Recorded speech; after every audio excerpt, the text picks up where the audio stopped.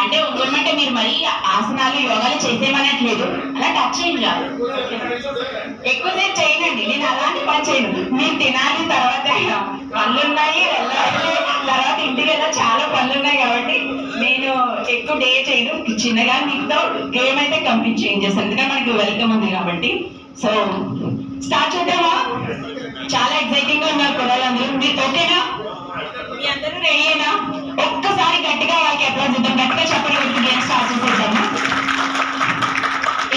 Head, shoulder, knees, knees, knees, toes, head, head, head, toes, shoulder, shoulder, knees, catch.